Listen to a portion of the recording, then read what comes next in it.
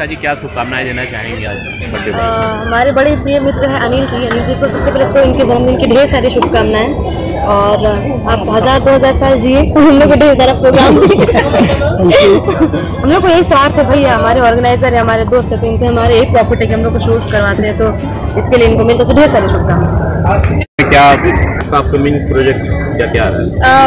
मेरी अपकमिंग बहुत सारी फिल्में अभी ऑन द फ्लोर है, जो कि लास्ट मेरी फिल्म रिलीज हुई थी खुददार। उसके बाद अभी रिसेंटली मैंने शूट किया है